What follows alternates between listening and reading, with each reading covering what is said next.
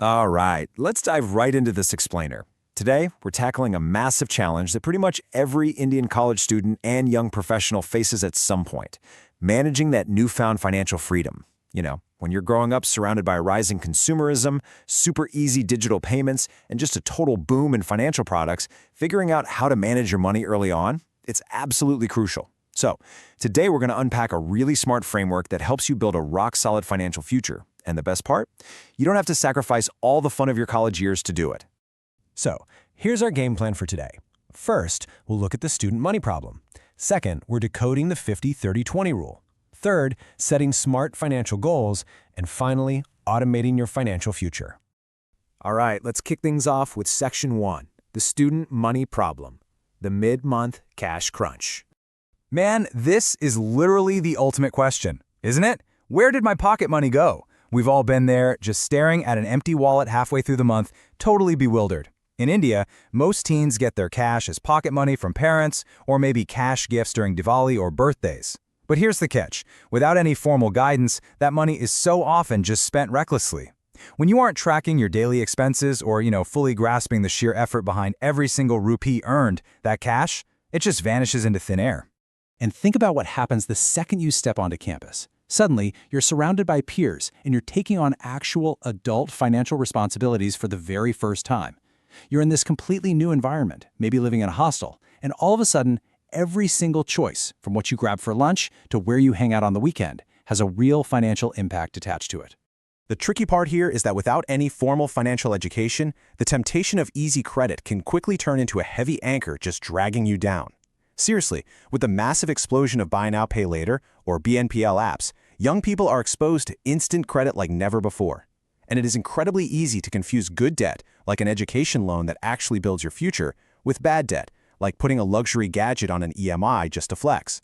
If you don't fully understand compounding interest and what you're actually obligated to repay, a seemingly small loan for a shiny new smartphone can rapidly snowball into a massive liability.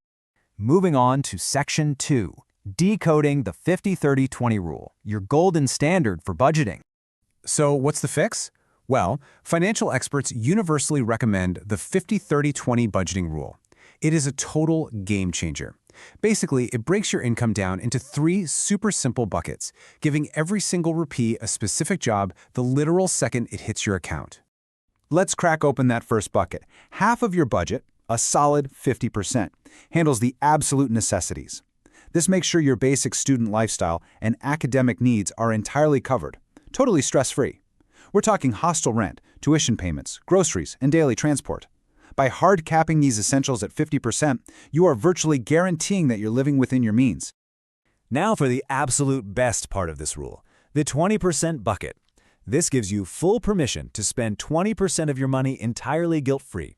Yep, this is your discretionary spending, the fun stuff: entertainment, eating out with your friends, late-night shopping, movie tickets, the whole shebang. Because you've already taken care of your essentials in your savings, you don't have to feel that nagging anxiety about just enjoying your college life.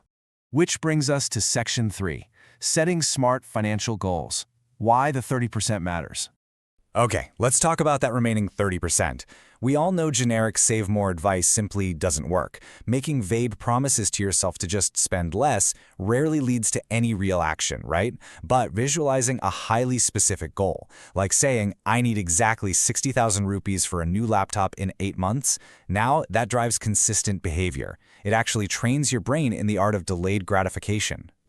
By slapping real numbers and firm timelines onto these dreams, you take abstract wishes and turn them into totally achievable milestones. Whether you're building an emergency fund of 50,000 rupees in 6 months, planning an epic vacation with friends, or aggressively saving up 5 lakh for application fees and living expenses for a study abroad program, creating multiple distinct goals keeps you hyped and motivated. Each goal tracks independently, so you get to actually see your progress ticking up day by day. And finally, Section 4, automating your financial future. Let technology do the heavy lifting. Look, traditional banking used to involve exhausting paper forms, tedious branch visits, and trying to track everything on incredibly complex spreadsheets. Gross, right? But today's digital, mobile-first banking platforms, apps like Galgal, which are designed specifically for youth empowerment, they completely reimagine this entire process from the ground up.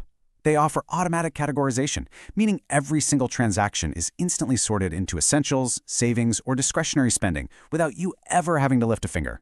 And seeing that real-time data, it transforms your behavior automatically. By using built-in spending analytics features, you can easily spot money leaks that you would never ever notice manually. Like when your app's expense tracker points out that your weekend food delivery habit chewed up 8,000 rupees last month, yeah, you naturally start making smarter choices. That kind of visibility completely replaces guesswork with cold, hard, data-driven decisions. Historically, traditional banks demanded high minimum balances just to access their premium features, basically locking students out entirely. But dedicated digital banking apps eliminate all those hefty physical infrastructure costs. So, what does that mean for you? You get zero balance requirements, meaning absolutely no penalty fees if your funds drop low. You get multi-goal accounts so you can save for that new laptop and your study abroad trip at the exact same time. Plus, you can even score a physical RuPay Platinum debit card that gives you cash back, merchant offers, and get this, even airport lounge access, which is an absolute lifesaver if you're traveling for your studies. And setting this whole system up takes literally minutes right from your smartphone. First step, you download a digital app and knock out a video KYC verification using your PAN and Aadhaar. No messy paperwork, zero branch visits. You're done in 5 to 10 minutes. Second step, you customize those 50-30-20 auto budget rules to perfectly fit your specific lifestyle. And third step, you set up your specific savings goals and schedule automatic transfers. The app does all the heavy lifting, calculating the required monthly savings and automating the contributions for you. So if there is one huge takeaway from our explainer today, it's this. Financial skills are no longer optional. They are absolutely essential life tools. As the digital economy keeps growing, you literally have the power to make your finances invisible, stress-free, and incredibly effective. So here's my question to you. Are you going to let another month slip by wondering where your pocket money went? Or are you going to set up the digital systems today and let easy habits build your ultimate financial independence? The choice and the tools are right there in your hands.